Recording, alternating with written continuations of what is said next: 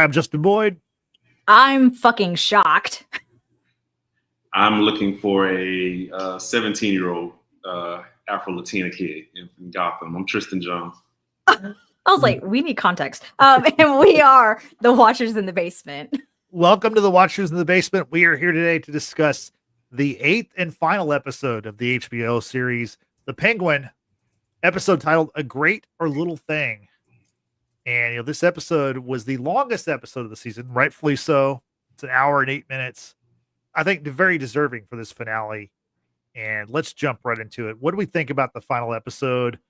Tristan, what are your thoughts? That was a finale, like to the max. That was a finale. My first thoughts after the episode was off. My first thought was, my predictions last week I thought were pretty solid. But my initial thought after the episode was that, because obviously, let's just get this. It was a great finale. I think it was a great finale. Yeah. And not just great finale for this show, but I think it was a great finale for like just prestige television in general. Like I'm in my head just kind of doing the math on, like, man, what just in the last 5 to 10 years, like what finales I thought, came close to that. And it's just not a lot, man. It's not a lot. But my initial thought was that because this was, I guess we can assume, a one-off series, that probably increased the odds of this being such a great finale, because you're only worried about tying up loose ends. Right. It's literally your only job. You don't have to set up. I think so much of the plot for Batman 2 is already set up. Mm-hmm. I think that's why you do the Penguin show, as an extension of that. So like, you don't really have to worry about setting up, Batman 2. You could just really tell this story. I think if we knew there was a Penguin season 2, we would have more questions about, like, man, what happens to like this, this Oz in episode 1 and 2 that we kind of liked and we kind of rooted for. Like, exactly. Like it's very clear that this season is bringing you on a full cycle to him being the villain that you knew he was always destined to be. And once you find out what made him a villain, like it should make you sick to your stomach that you ever rooted for him in any type of way. Exactly. Even if it was like 1%, he was like, nah, you shouldn't even give him that much. So great finale. I think it's going to be held up, at least, over the next 10 years is like one of those finales that like really, really stuck the landing, like went above and beyond on sticking the landing.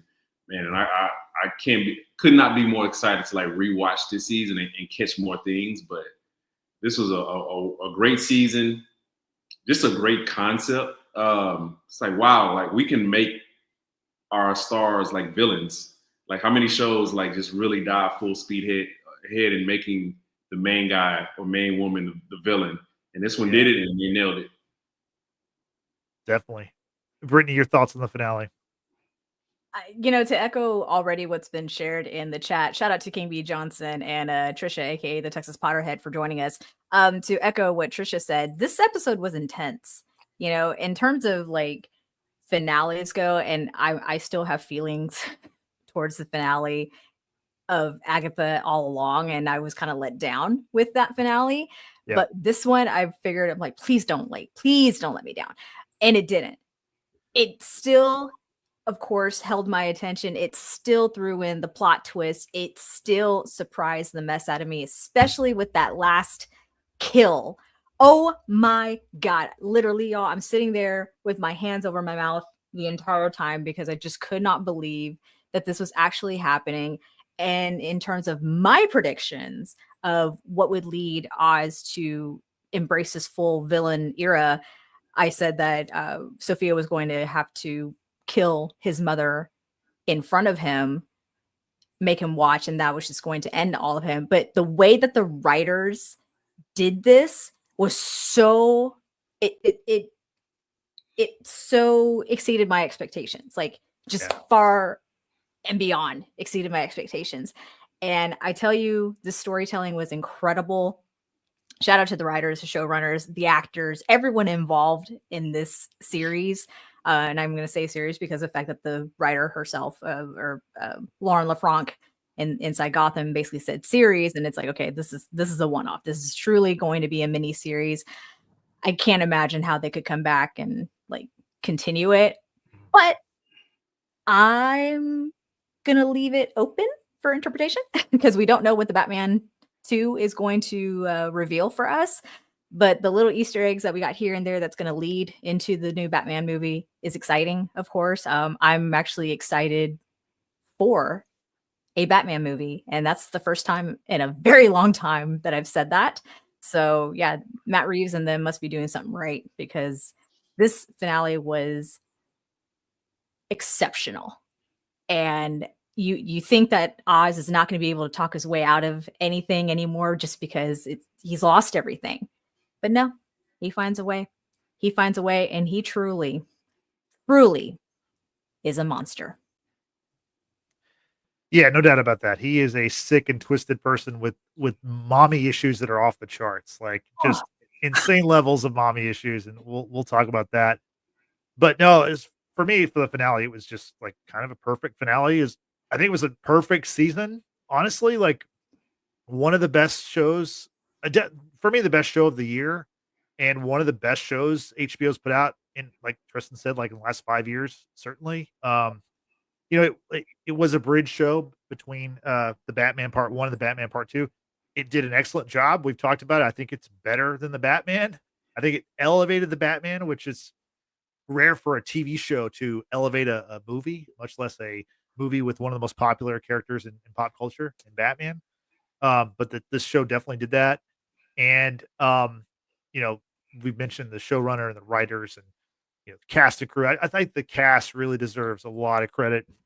And I really hope that our 4 lead characters, obviously Oz and Sofia and Vic and Francis, those actors, Colin Farrell, Cristin Milioti, Rhenzy Feliz, and Deirdre O'Connell, I hope they get a lot of awards consideration because they certainly deserve it. Because the acting was superb and the storytelling was fantastic, and it was an incredible show. And it was a show that once I've known about it for a little while and I was excited about it, but originally it was a Max original, which there's a difference between a Max original and an HBO show. But then about a year ago, they're like, no, it's gonna be labeled an HBO show. And I'm like, that changes the whole thing because that means it's gonna be like Succession, like Game of Thrones, like all these classic, prestige HBO shows. And this show certainly is right up there with them. And I really enjoyed it. As far as my predictions, the main 4 characters, I think kind of the way it played out, mine was kind of a mixed bag, and I don't think I really got any of them right. But like, I liked what they did with it because, obviously we knew Oz was going to survive. He had to. He's the Penguin, right? This was the story of his rise to becoming the kingpin of Gotham. So of course he wasn't going to die. I thought Vic could die. I did not want to see that. I realized how much I didn't want to see that when I actually did see that. That was a brutal death, and we are obviously going to dive deep into that. I thought the mom would die. I thought Frances would die, and in a way she did.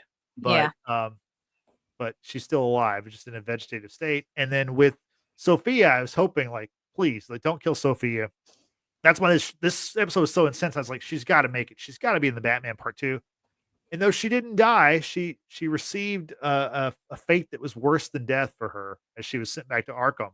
However, there is a little bit of hope in a hopeless place for her with the letter from her half sister Selena Kyle, aka Catwoman, which that could be its own series. Which that could be a series after the Batman Part 2. That very well could be a series, and it's going to be entitled like the tweet that Tristan shared with us, Carmine's Jeans. Carmine's, that's the mac and cheese and yams touching.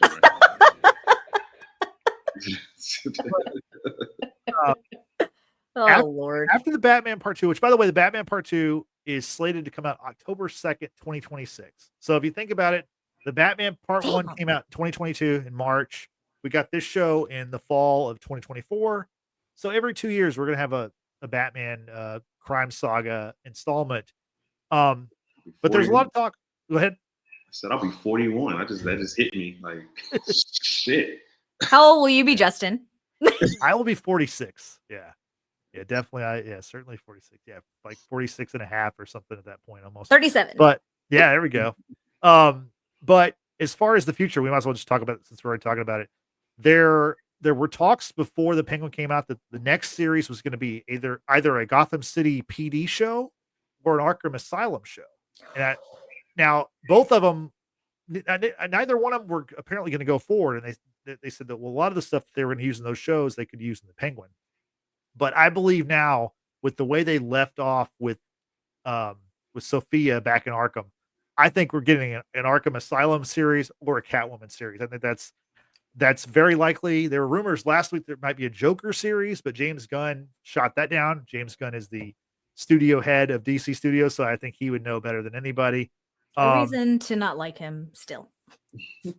No, I think that's a good idea because he just had a couple of Joker movies, one that people didn't like, and so the Joker's a character in this world, yeah, but he's not.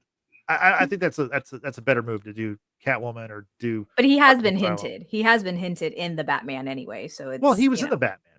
Joker was, and he'll be in the other movies. Trust me, he will be. But I think a series about him. I don't know that you could.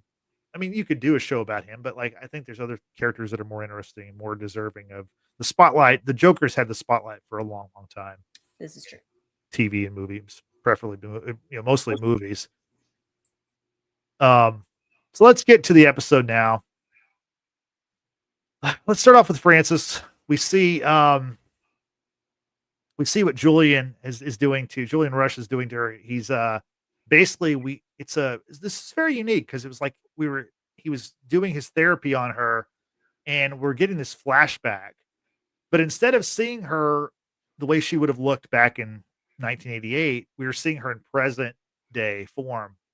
And I think that really was kind of like a genius move. Tristan, what did you think about that decision to have the Deirdre O'Connell version of Frances play herself almost 30 years ago? Oh man, I thought it was an excellent way. It was great because it also brought us back to episode 7.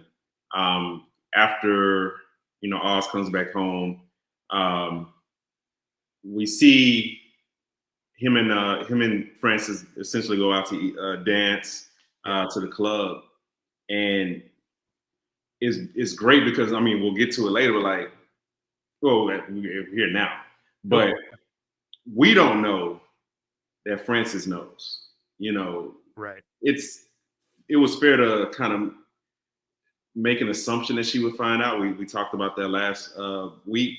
But we don't know that she knows, and we don't know that this is essentially a setup because she recognizes who Oz is, and she's made the decision that to get rid of him would be easier to live with him. You know what I'm saying? Even if she doesn't 100% know, she 99.9% knows. So like, it's brilliant to like take us through like her thought process as she's kind of making this calculation on. Who is this child that I'm with? Right. How dangerous is he? Like, if he can do that, then like, what else is he capable of?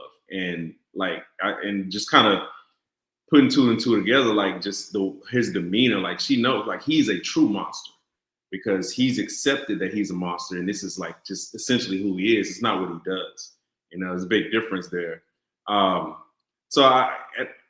we also see in that scene. Oz just being able to talk his way out of certain things, just like that sweet talk. Yeah. He can be patronizing, he can be charming, I guess, even as a kid, which also makes the monster worse. You know what I'm saying? If he was just a monster, that'd be cool, but like he's a monster who can integrate himself in certain situations because he just knows what to say. So, man, like the brilliance, I take it back to the writing because they could most shows will go straight into Frances, being held hostage, and it will be straight into that back and forth between Oz and Sofia. But not them. It's like, no, we want you. It's driving home the point. And again, the reason I keep coming back to this because it's the reason I was so excited for this show. is because I didn't really give a shit about the Batman, on it, at least not since Christopher Nolan. But I wanted to see if this show could successfully narrate villainy. You know what I'm saying? Like, and this opening scene like perfectly crystallized it, because they were able to perfectly crystallize and narrate his villainy. Where it started, how it started, like the root cause, the triggering events that caused it.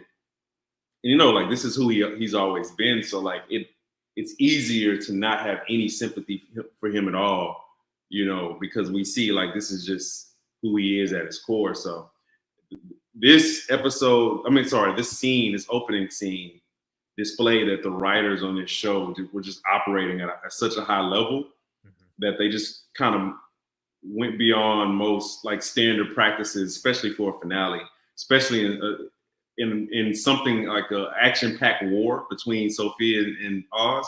Like, it's so easy to just go straight to that, but like, no, they want you to know the person you've seen and the shitty things they're doing, there was a root cause. And like I said, they nailed that. It's like everything else in this episode. Yeah. And Brittany, what did you think about the fact that, Rex Calabrese is this hero of Oz? Oz talks about him constantly, even present day. And back in the day, Rex was going to take him out. He was going to kill the 12, 13, 14-year-old Oz. Isn't that crazy? And then how he obviously later on he finds out that Rex was going to kill him because his mom had talked to Rex about doing that. But just talk about how, like, again, we didn't know that she knew, but then she, we find out that the mom did know that Oz was the reason why Jack and Benny, her other two sons, died. And then now, Oz never knew that Rex was going to be the one to kill him. And this is like, Rex is like his god. Well, I thought Rex was actually going to be his father. I mean, we kind of talked about that possibility just because of how much Oz idolized this man. It's like, is this because he fantasized Rex as being his father, or he truly was? Are we going to find out that bit of information? And, it turned out not being anything at all. It was just a theory concept, if you will. And it probably would have been too on the nose if that ended up being the thing. However, for us to be invited along with Frances in her frail state, along with Julian and Sophia, learning the backstory about Oz as a child, what happened to Benny and Jack, and what all of it did to Frances, and seeing how, and this might be maybe a tad bit controversial, but maybe not, Rex gave her an out in the sense of, I will take care of the kid. Like, in the sense of, I'll take him out. You just give me the word. Because otherwise you could maybe, nurture this behavior. You could maybe, do something about it. He goes, especially in my line of work, he says, loyalty, men who want loyalty are seeking out a father figure. But he Oz doesn't need that, because he is so loyal to Frances. He's like, so you either can nurture it and make it into something that is going to be useful, or I can take him out. And so she's left with that choice, and she seemingly was going to allow Rex to take home Oz after they went out to Monroe's. And Oz, being the charismatic kid that he is, even then, sways his mom to think otherwise. And it's like, okay, well, then this is partly your fault, Frances. I mean, you chose to keep the devil in your house. You chose to raise him, and you chose all this knowing of all the things that he's done to your children, right? Of course, in Oz's mind, he doesn't believe that he did anything wrong, because he felt that his brothers wronged him. And I'm also guessing that Oz is the middle child, right? So I'm pretty sure, yeah. Middle child syndrome could be really real in this sense, because all he wanted was his mother's attention. He didn't want it to be taken from his other brothers, and c'est la vie. So, but for Rex to be the one to say, hey, Oz has been coming around a lot. He says, you don't even talk to him. You don't look at him, what have you. this and that, what have you. He finds out what Francis seems to know. And he's like, all right, well, kid could go places. Kid could come work for, someone like me, or I can take him out. And I'm like, this is wild. Like, this is wild in the sense that these adults are talking about the fact that the kid did the bad thing. And they're like, let's talk about killing him for a second. You know what I'm saying? It's just a crazy world that Gotham is with these characters. And then for Oz to really just plead to his mother, like, don't give up on me. Like, I'm going to give you everything you've ever wanted. I promise you this, but don't give up on me. And I think that's what truly seals the deal for Frances, in that she can't or won't give up her son, her last child, to Rex, because then what does she have? Nothing. She's never going to get out of Crown Point. She's never going to, she's never going to get the things that she feels she deserves. Or deserves, as they like to say it. So, the wild girls in the world. Yeah, I love how they talk. It's really cute. Yeah, shout out to writer Alan, who plays young Oz. Like, that kid is incredible. Just holy shit, incredible. It was a wild scene, to say the least, but it was masterfully done. Like I said, with us going along this journey with the older Frances and making her relive it so that we're seeing it for the very first time. It was just beautiful storytelling. Yeah. You talk about Oz as a character, he will do anything for his mother. And then, conversely, you have Vic, who will do anything for Oz. And this is where we see Vic in this episode. He's with Link. Link is Mr. Zhao's number 2 guy. And they are searching for Oz. They find the explosion site from episode 7. And they don't want any part of it. They're like Vic wants them to go look for Oz, see if they can find him, and they're like, no, there's gonna be cops everywhere. We don't want to get involved in that. We're here for the product. We're not here for the penguin. And then Vic, basically calls them cowards and says that Oz has made people matter that didn't matter, and y'all are giving up on him. And Link kind of puts Vic in his place, punches him in the stomach, tells him, hey, you need to know your role, and you better stop before you catch a bullet, and then you won't matter at all. And then we see Vic on his own looking for Oz. And it really, with how the episode plays out and really how the season's gone, like, Vic is always there for Oz. This makes the betrayal of Oz, what Oz does to him, even worse. Cristin, what are your thoughts on Vic in this early part of the episode? What you think is the show positioning Vic in a position of growth?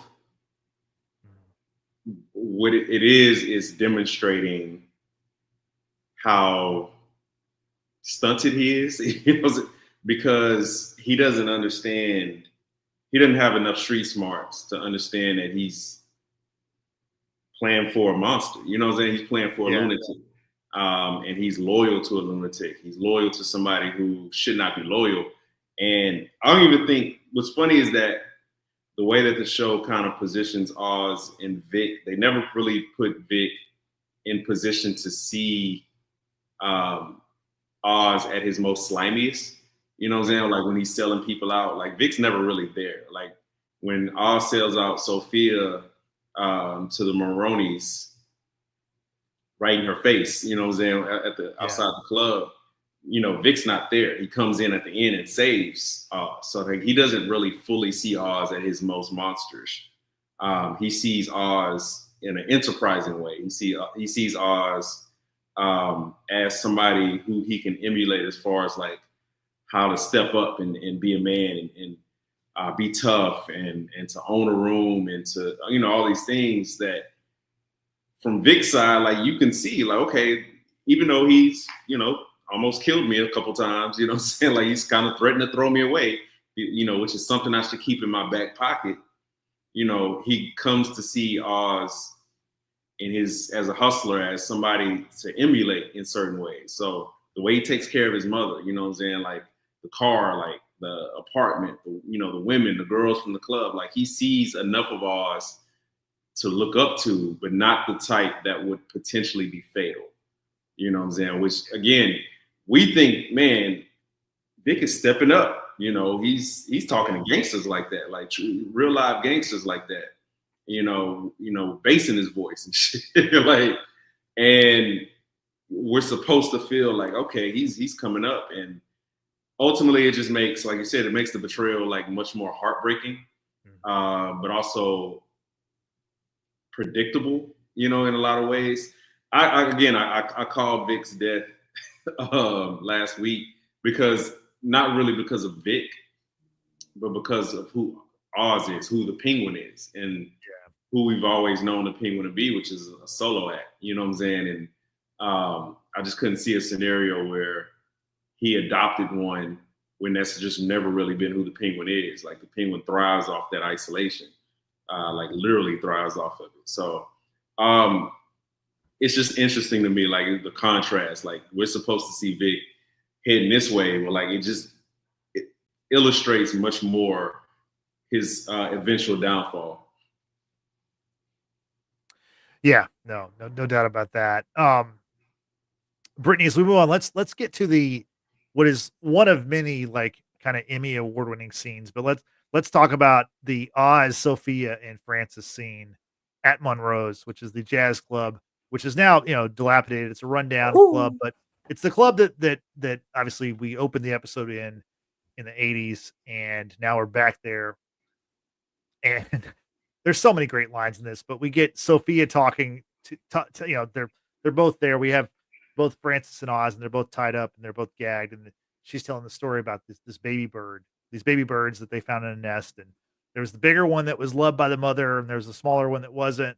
One day the smaller one kills the bigger one, knocks it out of the nest. And what does the mother do? Absolutely nothing, which is, obviously, she's talking about Francis with Oz and her kids. And we basically, see that like they're both afraid of the truth. Both Oz and his mother are both afraid. They know things about each other, but they won't want to own up to it. Is Oz afraid of the truth, or does he believe his version of the truth, that he truly didn't do anything wrong? He's like, I wasn't there, like, I don't know. You know what I'm saying? Like, well, you suppress the truth. Mm-hmm. So exactly, there's a part of you that knows that it's the truth, but you pushed it down so far that you have essentially created your own reality. But like that elephant never leaves the room. Like you get better at walking past it every day. And you just don't care about walking past that elephant. Like, hey, elephant, It's called living in a state of delusion. And for people who are on the level of Oz, who is able to talk his way out of things, who has essentially can feel no pain. And I'm going to further emphasize that when we actually see him in physical pain, and it doesn't look like it's like inflicting. There's no inflection like across his face when like the peroxide or alcohol or whatever is being poured on his injury, and he's stapling himself back together, and it's just like like there's like no pain. And like I think the man is either a high functioning sociopath / psychopath, that he's just unable to feel anything other than the thing that he lacks, which is love. And so I think for him, because he believes in so much of his version of the truth, that he's not going to own up to anything, because that's not his truth. We are led to believe something different because of what we've been shown with Francis' past. And now Sofia knows, and everyone else knows. But for Sofia, it's very diabolical, because she just wants him to suffer. She wants to hurt him in a similar way that she's been hurt. And she has no family, right? Oz took, if you will, the one close family member that she did love and care about. Everyone else, she murked. But she wants him to suffer, and she's not getting that out of him. But the true performance in this whole scenario is Frances Cobb. My God, like this woman who is, telling Sofia to F off, she spits in her face, and then it's like, well, now we're going to do the thing that Oz did to my brother, and we're going to chop off your pinky. So they use Oz's cigar chopper cutter thing, I don't know what it's called, to cut off mom's pinky. She's crying. Oz is protesting. Sofia still wants to get the truth out. Just do this and it's over, basically. And then Frances just like loses her shit. She is here. She is present. She's not having an illusion. She is telling Oz, fuck you, you spineless piece of shit. Like, I've always hated you. I've always known, I wake up every goddamn day being ashamed to be your mother, et cetera, saying all these hurtful things to her child who all he wants is her love. But she spoke her truth. She finally got the last say, if you will. And to my surprise, gets that bottle nearby, smashes it on the table, and stabs her son in the gut with it. And then you see a quick flash of Oz as a young boy saying, "Ma." And then she slowly starts having, you like that, right? It's slowly, a bath. It was like a bleeding a little bit. She starts having her illusion, right? Because she was saying in earlier episodes, she sees things that aren't actually there. And she sees her two boys, Benny and Jack, who are drenched. They're standing before her. She starts walking towards them while Oz is still, seated and strapped down, bleeding out. And she's saying to her boys, "I'm sorry." She says it inadvertently. We find out she ends up having a stroke. She collapses, hits her head pretty hard. And somehow Oz is able to get like super strength and get himself out of the chair, kind of thing. And it's a shootout at that point with Sofia's men, Oz, and what have you. But that was truly quite the performance from Frances Cobb. Shout out to Dee Dee. She is a phenomenal actress. My God.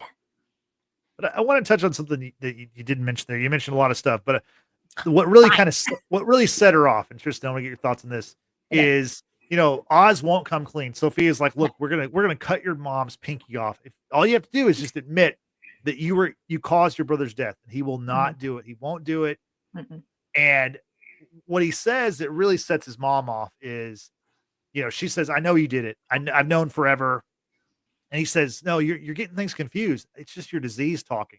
When he throws the Louis body dimension in her face, that's what really sets her off. Then she gets up, breaks the bottle, stabs him. She says she hates him.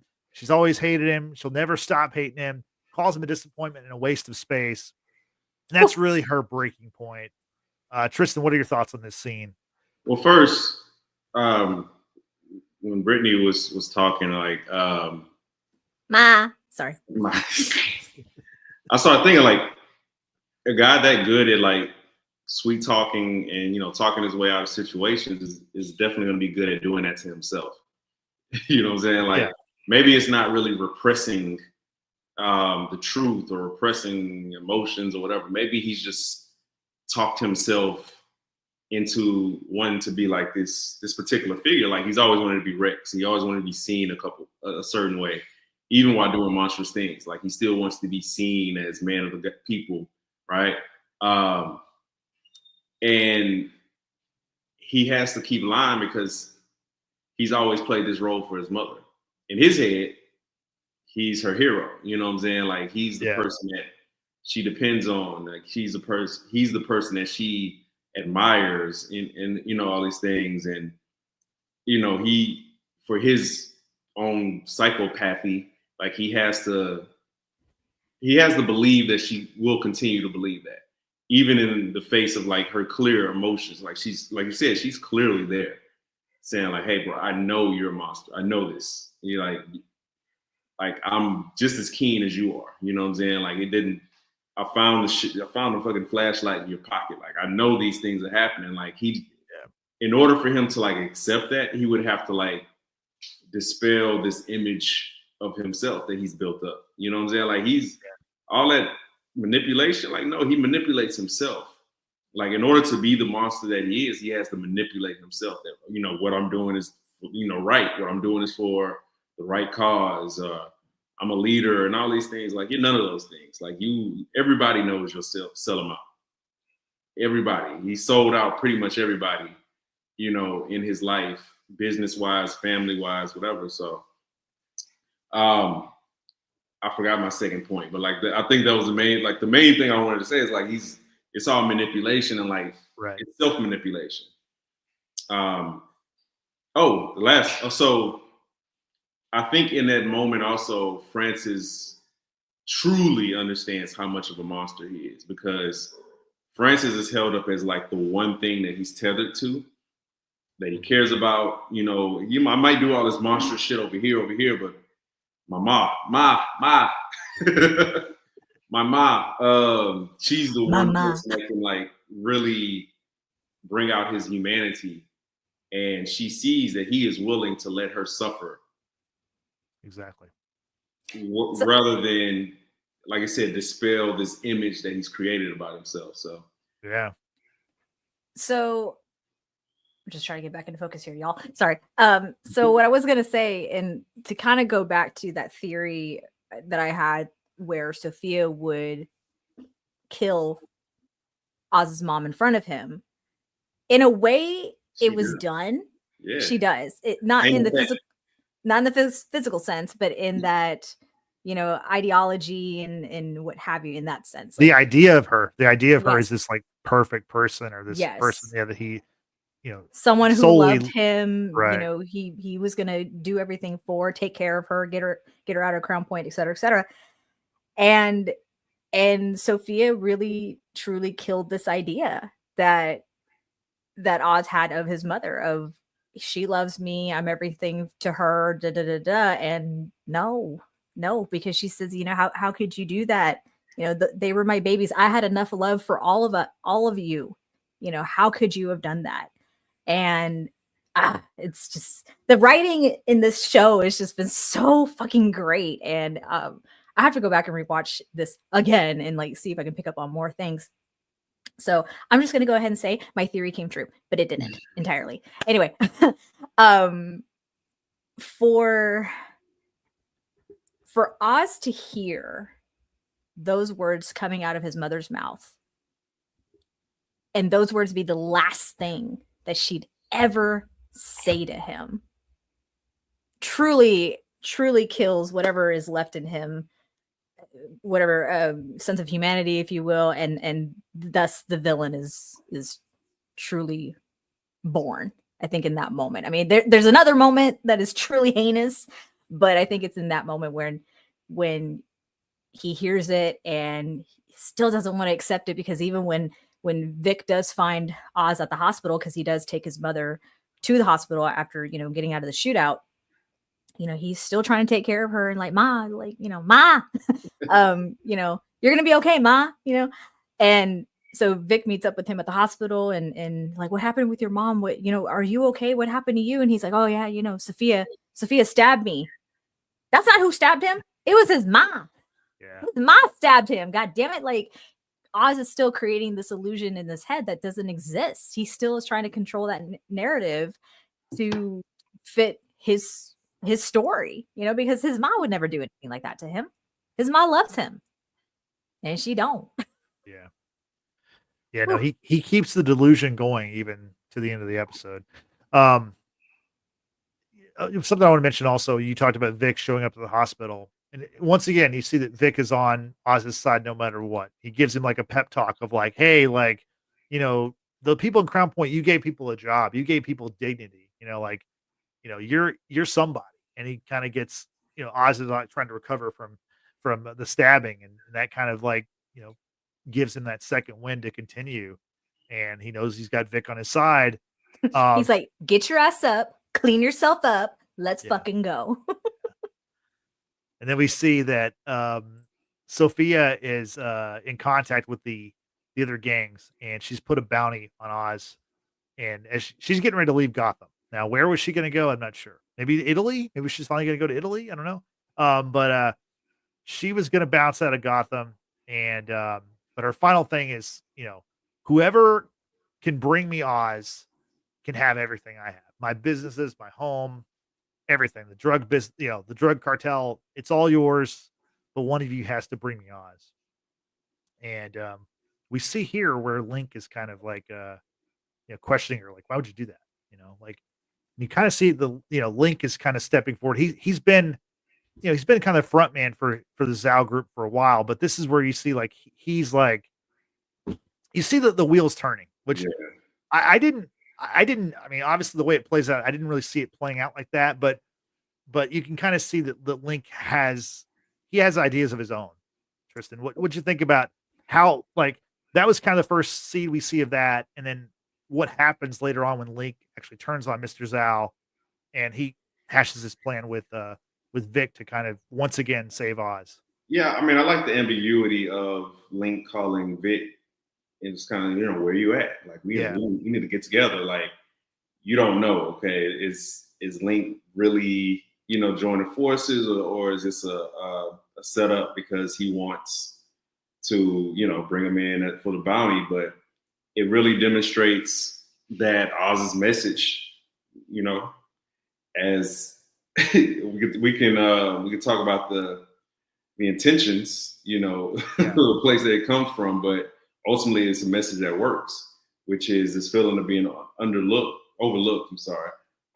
This feeling of being cast aside, this feeling of not really being anybody. Like that message resonates so much with people from all different walks of life. Like that, it's like music. Like it's a rhetoric that translates. You know what I'm saying? Like, oh, like they don't care about you. They don't think, we even have lights in Crown Point. You know what I'm saying? Like that's a strong message. So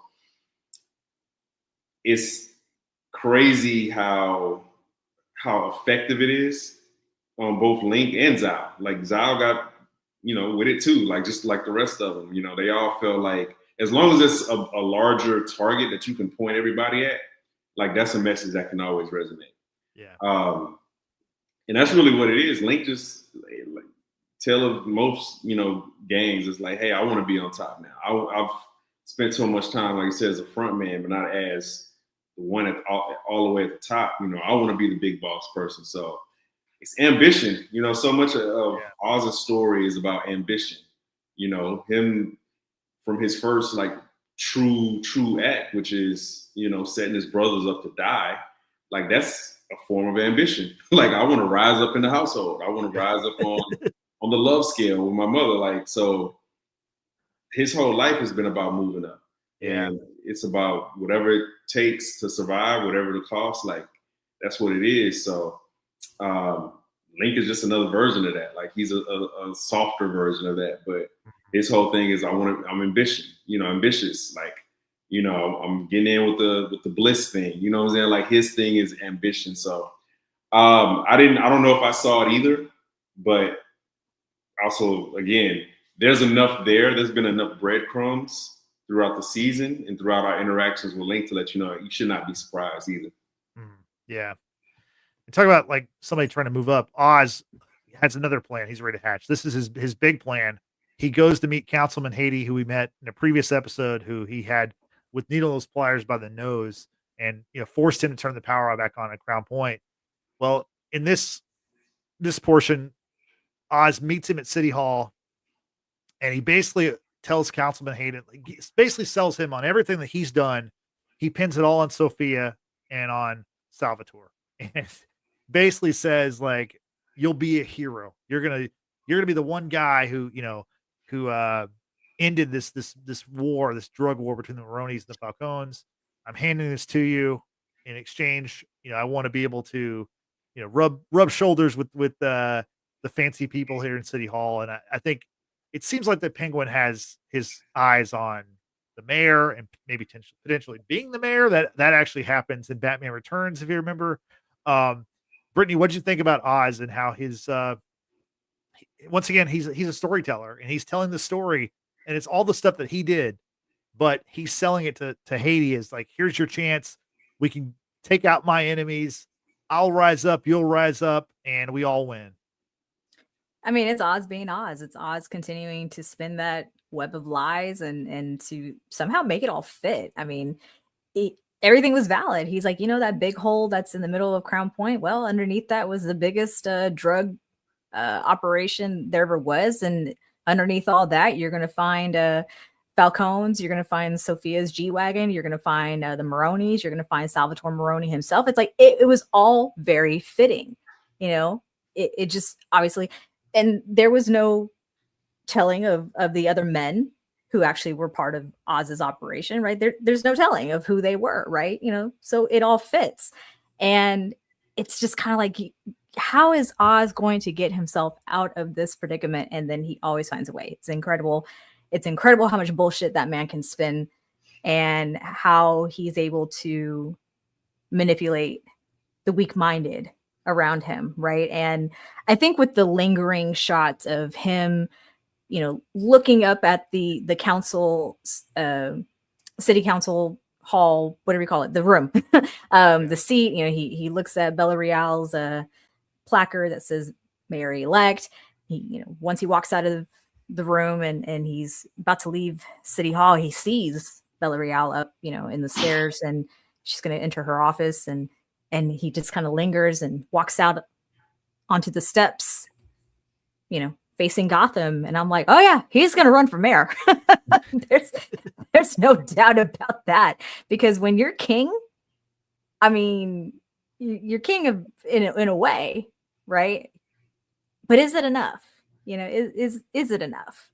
And I definitely took that as a foreshadow for aspirations of what could happen in the Batman Part 2. So yeah, it was just extremely well done. It's extremely well done.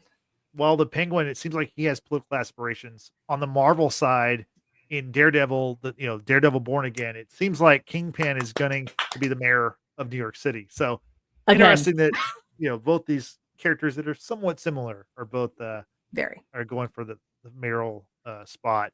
Very so. The next thing we see, Sofia burns down her family's home. It's almost like a music video kind of style. I think the song is a cover of a Nirvana song, which is interesting because there's a lot of Nirvana in the Batman. So that was kind of cool to see. And Tristan, I want to get your thoughts. When I saw this scene the first time, not knowing how Oz was going to get the better of her, I just knew he would. When I saw her burning her home, I thought for sure she was dying, because it seemed like, you know, she's, you know, erasing the Falcone family in every way possible, leaving only herself basically, and then Oz can do away with her, and then they're just completely gone. What were your thoughts at that point? What did you make of her burning her home as she thinks she's getting out of Gotham forever? I mean, nothing more ominous than burning down your home because you're trying to make a great escape to a new life, and like this is not that type of show. So I knew, same like you, I knew it wasn't going to go as planned. You know, I thought it was way too easy for, in one day, essentially, her to put a bounty out, and then they found Oz. Like something, you know, fishy has happened. So I was skeptical, very, very skeptical. Always rooting for Sofia Gigante, Team Gigante. But it didn't seem, first of all, it just didn't seem like that smart a move. I would have had somebody watching, you know, each one of those games, you know, to make sure that, you know, they didn't try to like double cross. But it was a fraught plan. Again, throughout this series, as we see Sofia Gigante become, you know, head of a family, head of a gang, crime family, we also see that she's still also green in that role. Like there's just like it's the extra step. Like Sofia, Gigante, I'm sorry, is ruthless in a lot of ways, but she's not ruthless enough. Yeah. Oz is max level ruthless. You know what I'm saying? Like Oz has made the calculation that I will do and say anything to anyone to get what I need in the moment, to survive, to thrive, to, you know, upwardly mobilize. Like he is willing to do anything. Like he's willing to get dirty as humanly possible. And Sofia just has a cap. She has like a glass ceiling right now. Yeah. That I think a second trip to Arkham might cure. And she didn't calculate that Oz would do whatever it takes to get out of that. So She should have been a lot more careful, a lot more diligent, and it cost her in the end. Yeah, definitely. I mean, Oz can get his way out of very tough situations, almost insurmountable kind of situations that he can kind of find his way out of, which leads us to the next part where Zhao lets Sofia know that he has Oz and that they're going to meet at this air hangar. And, they get there and we don't know this, but Vic has basically arranged with the deputies to take out their bosses. And we see Link take out um, Zhao right in front of Sofia. And we, as this is all happening, they have Oz in custody, but Oz has a smile on his face. Sofia can see that, and then it just goes bad. They kill everybody that's Sophia's with. They take her captive, and then Oz takes her for a drive. Brittany, what'd you think about that? Where he's like, just like old times, he's driving her around and taking her to what she presumes is her, her death. Just poetic. Truly, it was truly poetic. And, shout out to Vic for also pulling the gun out on Sofia and pretty much telling her, hey, remove your guns slowly. Like, bitch, don't fuck with me. I'm like, oh, Vic has come into his own now. Like, my goodness, the few short weeks or couple months that he's been with Oz, he's kind of learned a lot, just not enough, unfortunately.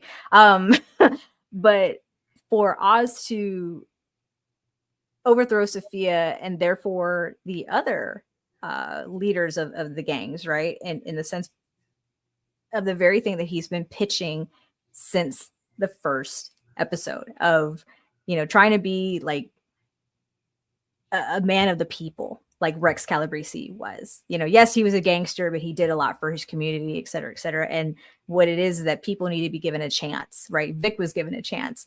The deputies to these other gangs wanted a chance and they just fucking took it, pardon me.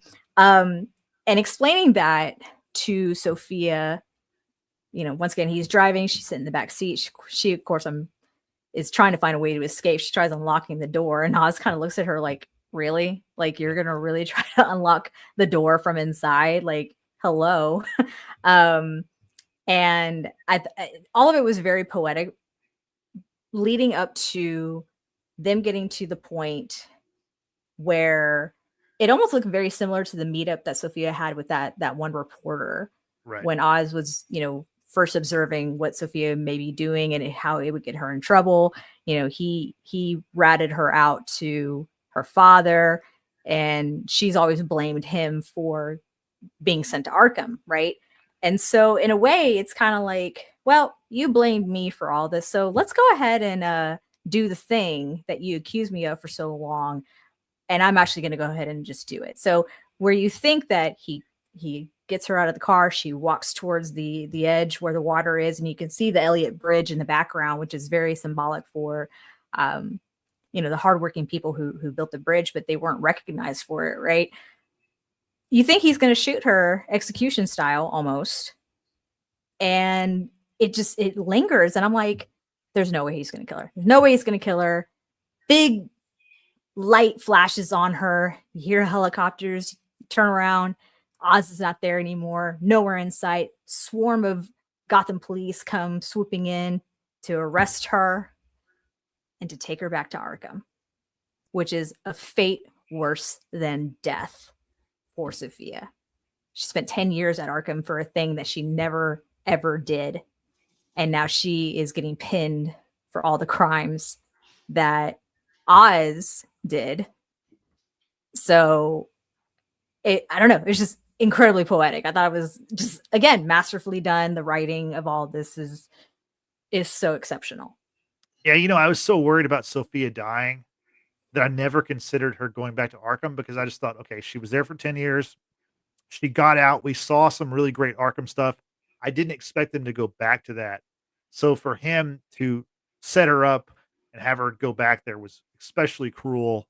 Cristin, what are your thoughts on how Sofia finishes her time in this season?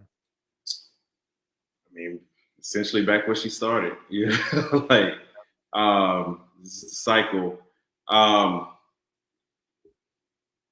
I don't know what to feel about it. You know, like obviously by the end of this episode, we have a as clear a picture of like who the true villain is, you know, as if you didn't already know. But like this is true villain shit. Like this is not this, like I said, is a fate worse than death, you know, and he means to punish her, you know, to the extent, even though he started this all off by wronging her. Like this is again a monster, you know, like but I found like very interesting, like that kind of back and forth before, you know, like she's trying to call him out on this shit, and he's just like he's done. Like for him, it's like I won, and like you can talk about the type of monster I am, you can talk about me, all these things, but like the only thing for him is winning. You know what I'm saying? Like, and whoever needs to pay gets in their way, you know, he has to take care of that. But I hate it for Sofia. You know, like this, we have been given the opportunity to like have sympathy for Sofia. Like she's done some horrible things, absolutely. She's not a hero, you know, barely an anti-hero, but she didn't deserve Arkham. You know what I'm saying? So I'm very interested in seeing how, you know, her half sister plays. You know what's funny is that this whole season, I did not think about her and Selena Kyle being, you know, half sisters once. You know, so I did. I mentioned it one time here. Yeah, I definitely. I heard it. It never crossed my mind again. So I'm very interested in see like how she plays into it. I hope we see more Sofia Falcone. I think she is as interesting an anti-hero as we've seen in television.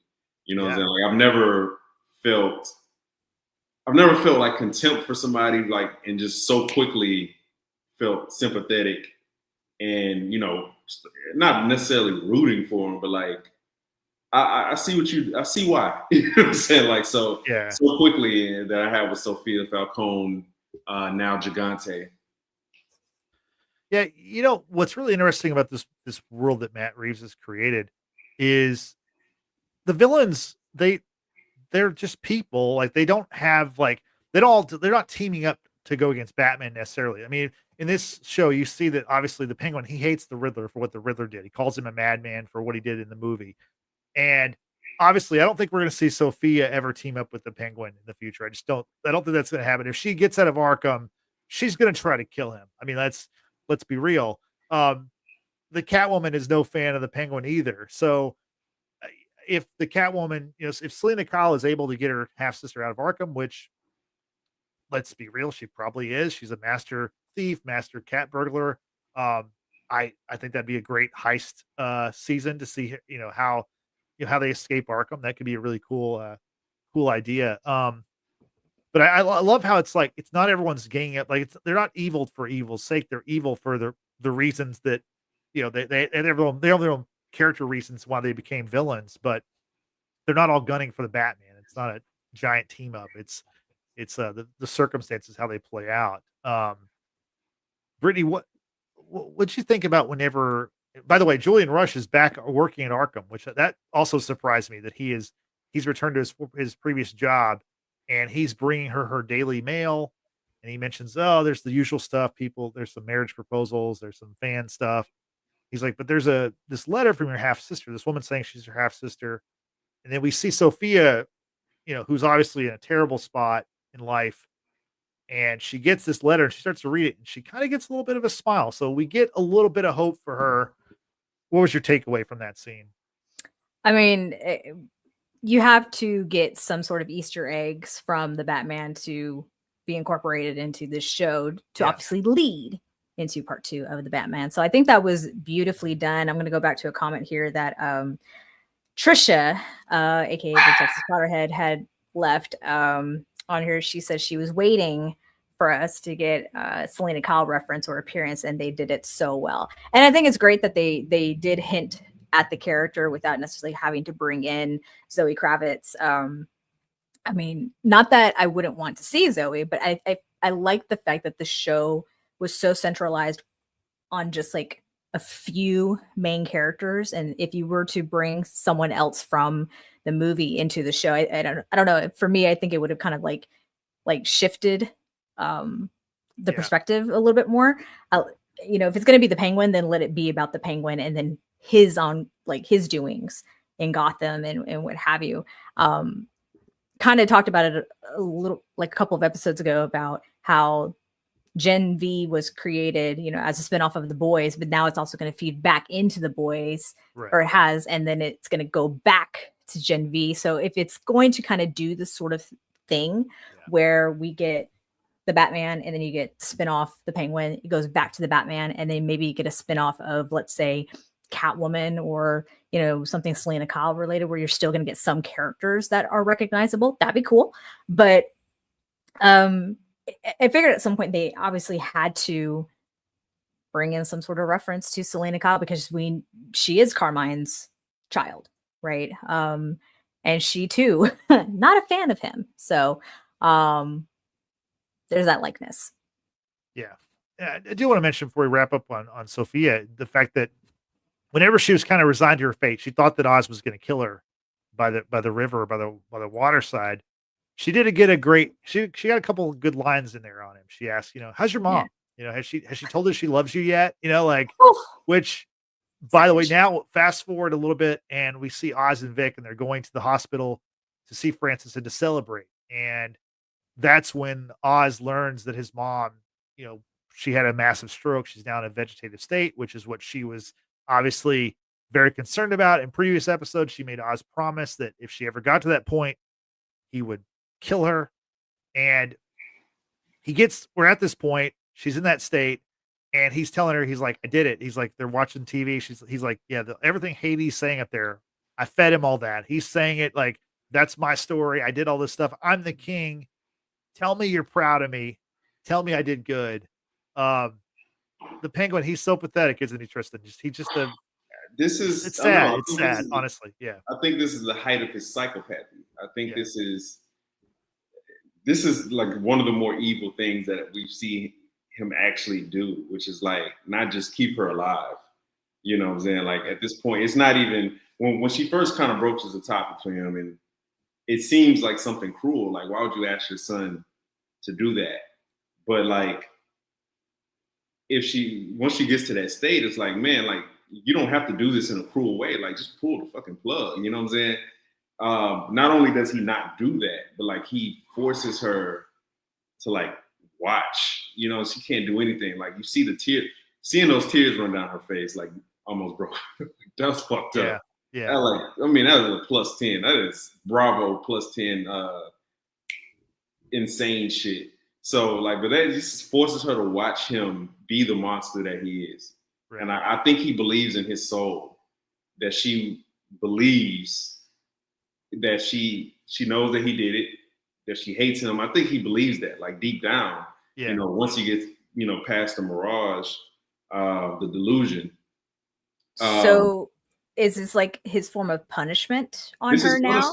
Punishment. She's another person to conquer, right? Mm-hmm. Like all of this is like, with Sal, Maroni, like he needed to conquer that. He needed to conquer Sofia. Everything is like, I'm the king. I won. And he gets so close and he gets knocked down only for him to have to sit there and watch his mother essentially say, hey, this part of your monstrosity, your monstrousness. Monstrosity? Monstrosity, I'm sorry.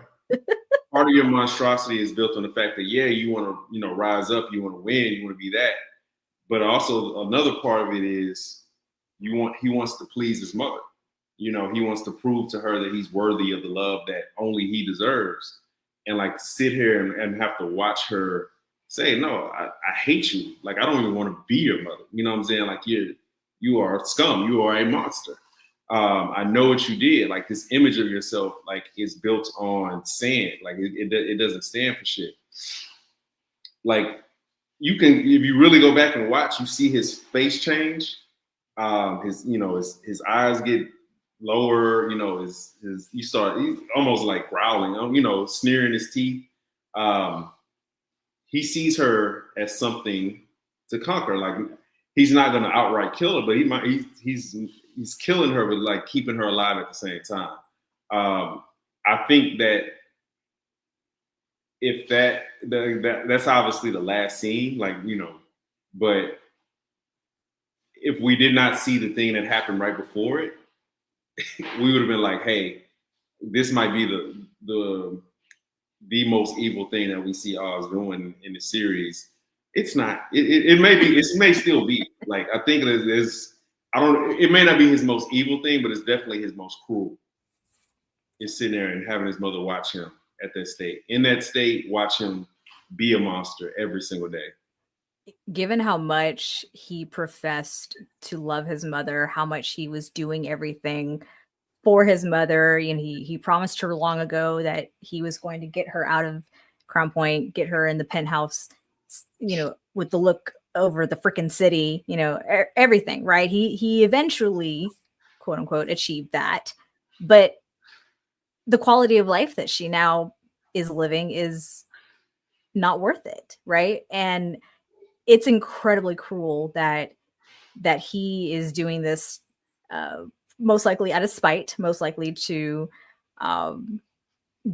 like you said, force her to watch, even though she can't. Like, it's just, oh, it's so sickening. That truly, I think, is incredibly despicable, more so than, of course, what we saw him do to Vic. But I mean, and while we're still on this subject, and we'll talk about Vic in a moment, pardon Justin, power went out at his complex, so he'll be joining back shortly, hopefully. But to talk about how Oz is treating his mother, like it's like you said, Tristan, someone that he's now conquered, right? He goes downstairs to the living area, and you see a version of Eve that we haven't seen before. Eve is, you know, the lady friend that Oz pays, and she's dressed in the same sequined outfit that we saw Francis wearing in an earlier episode and in the flashback. Hair very much like Francis. She greets him. They start dancing, and he says, "Tell me you love me. I love you. Tell me that you're proud of me. I'm so proud of you." You know, and it's just this sickening idea of Oz still needing his mother's love, but, you know, through proxy of someone else. And I'm like, wait, Eve, you sold out Oz's location to Sofia Falcone because you learned from Sofia that Oz had a hand, quote unquote, in the killing of all her friends. And you still went back to him because he's king? Because he can pay you? Like, I need to understand that. Welcome back, Justin, by the way. Yeah, sorry about that. Lost power for a little bit. Did y'all talk about Vic's death yet? No. Okay. No, we're still on Okay, Francis good. Cobb, the punishment, and then I said, you know, we went downstairs to see a version of Eve that we haven't seen before, and that's a Mrs. Cobb. Yeah, that was insane. That Eve is dressed like his mother, wearing her. But why did she go back to him after like all that went down with Sofia? And she tells Sofia, "Hey, here's where he is. You deserve your shot." Why is she back with him? It's a transactional relationship. I suppose so. That's what it is. I don't, because even as she's saying these things, you know, there's parts where you can see her face, and you know, it pains her. Yeah, she's kind of rolling her eyes, and she's not, you know, she's just following the script. It's not like this is what she wants to say or be doing. It's gross. But it is definitely gross that she's dressed just like his mother from 30 years ago. Like, the guy's got major problems. Obviously, we've seen him play out over this season, but what a disturbing ending for this series. I thought. You know what this was? This was like when we saw Daemon Targaryen and his mother in House. That's what that was for me. That was like gross. Yeah, but that was like 30 seconds in like a dream scenario or something. Too much. Like, regardless, this is this guy like way too much playing this out probably every day or something. Who knows? Probably nightly. That's disgusting. Yeah. Moving on. Let's talk about Vic. Let's talk about Vic. One thing I want to mention, did y'all notice that? I'm sure you did, that the fact that before Oz goes up to the penthouse, which, he talked about how he wanted to get his mom the penthouse, which he got her the penthouse and this awesome view over Gotham. Unfortunately, she's in a vegetative state. You notice how he had the purple car? He's back to having a purple, like, it's a fancy Rolls car. Royce, isn't it? Yeah, I think so. Top hat, the penguin suit. Yeah, yeah. He's got the penguin garb and everything. It's I thought that was pretty funny to see him get his, like, all of his, like, penguin kind of tropes kind of came into play, all the props that he later would have, and he has in other versions of the story. Yeah. Yeah. Shout out to Bookworm joining us in the chat, who says, in regards to Eve, she's a sex worker and he is the person who's willing to pay her and offer partial protection. I can't blame her for doing what she has to do. It's not like she has any real good options. Fair point. Fair point. She has no job. Her employers are dead. Damn. Good point. Yeah. So let's talk about Oz when he's the villain, but he truly becomes the biggest villain that I can remember on TV in a long, long time. Like I think he's up there with Homelander, honestly. Like, because Homelander isn't always the worst person in the world. Like, most of the time, and he can end the world. But what Oz does to Vic is so brutal. I've watched the scene a couple of times, and it's just the fact that he, I did, like, if you told me Vic was going to die this season, I would not have been surprised. But for him to die in the final 5 to 10 minutes of the show, the way he dies, I thought was especially, like, heartbreaking. Tristan, what are your thoughts on how that scene played out? He could have just let him go. Like, yeah. Go do your thing. You know what I'm saying? Like, so when I knew that Vic's time was up, and sitting there next to my wife, and we're watching it sitting on a bench, and the moment Vic says, "You like family," yeah, not only does all the demeanor change, but, like, the tone, the music changes, like. And it's so sudden. It's like that's a trigger for him because we've just seen him indirectly, semi-directly cause the death of his brothers. Like, the concept of family means that, what it reminded me of, like, in the moment. I don't know if y'all have seen The Wire, but I've seen a few episodes in the beginning of first season. Yeah, but so. One of the drug kingpins is Marlo, and right. Marlo is a sociopath who is brilliant at what he does, ruthless, all that. And one of the other OG kingpins tries to mentor him, and he tells him, like, "Hell, I thought of you as a son." And right before Marlo kills him, he's like, "Hey, I wasn't meant to be somebody's son. I wasn't meant to be somebody's." Nephew, like, I wasn't meant for that. You know what I'm saying? Like, I'm just not, like, and he understands himself. And Oz doing that is a way of him saying, I understand myself. And I'm understanding myself as fully as I've ever understood myself in my life. Yeah. I don't need a partner. I don't want a partner. I can't really afford a partner. He said, like, family, hey, as strong as it makes you feel, it actually makes you weak as hell. Right. You know what I'm saying? And in the game he's playing and what he ultimately wants from life, he can't afford to ever be weak. And again, like, I don't think there's a loving bone in his body. You know what I'm saying? Like, I think he feels good things about Vic while Vic is doing things that, remind him of himself. Like, when he's, kills a dude. Benefits him. Yeah. When it benefits him, and, like, Vic could have still benefited him, you know what I'm saying? Like, yeah. But he also recognized that feeling anything, literally anything, with his kid makes both of them a liability. So he only knows how to deal with liabilities one way, which is to get rid of them. So it's sad for Vic, man. Vic had so many opportunities to get out. Literally, he had a ticket out, and he chose a new family, and that was his downfall. Because, again, as much growth as we've seen Vic outwardly, inwardly he's still a child, looking for a father figure. And he ultimately just put his loyalty in the wrong person because he didn't have enough information. But it was sad, man. We've come to love Vic, but Vic suffered. It's like Game of Thrones syndrome. Like you suffer from the thing you want the most. You know, you want acceptance. You want to, you need, he lost his family. He needs to feel part of something bigger than himself, like something that would allow him to grow within that structure. And like, this is a contaminated garden. Like, this is not something that you're going to grow in. Like, it's only going to corrupt you more until ultimately it does you in. And he got did in before he could really fully get in it and really see the monster that Oz was until it was too late. So R.I.P. Vic, man. Yeah. Hope you got a better hairline in the next lifetime. Oh, why are we coming for the hairline? It's like here. Oh.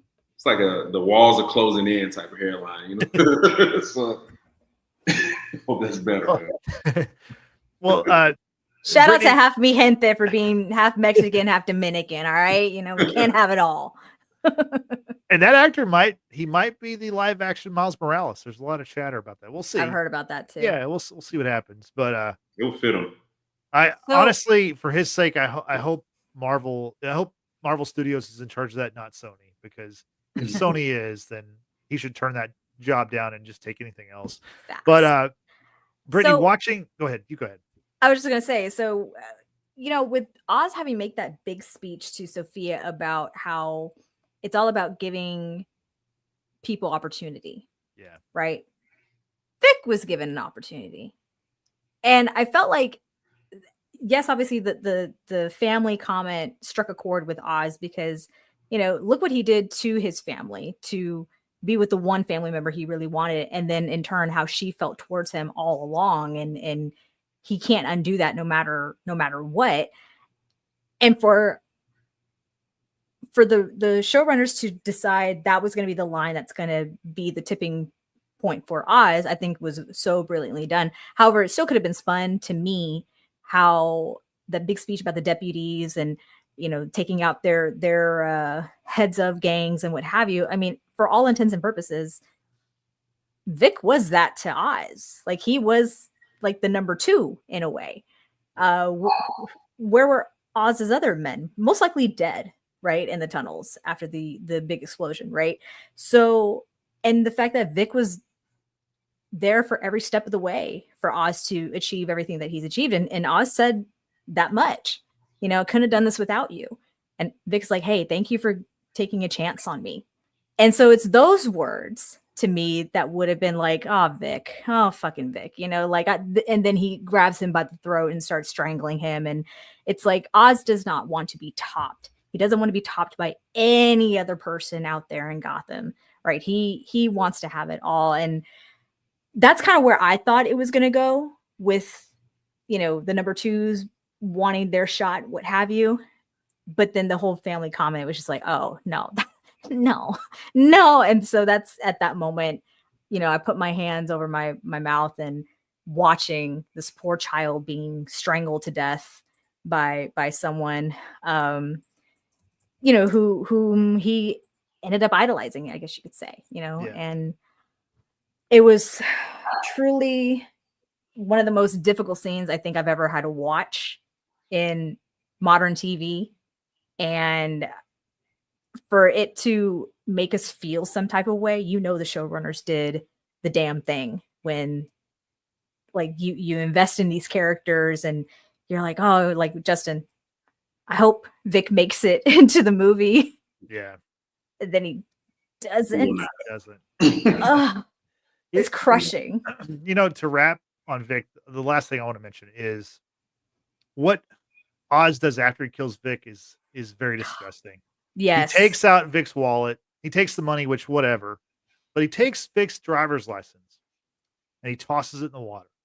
Now, what has Oz said all season long? He said, Victor Aguilar, Oz Cobb, people are going to remember our names. They're going to sing our names. They're going to write stories about us or whatever. And what does he do? He takes away Vic's name from him. Now, Vic is just some random dead kid on the street. Somebody that I used to know. Yeah. And it's like, that's so like, it just proves like he's always a liar. He's always just doing whatever he has to put himself in the best position. But that was like when I saw that, I was like, that's disgusting. Like, because I was like, what is he doing? I thought he's gonna keep it, and then he threw it. And I was like, so he's throwing away Vic like he doesn't matter, which is like, I mean, just makes it 10 times worse. I don't know.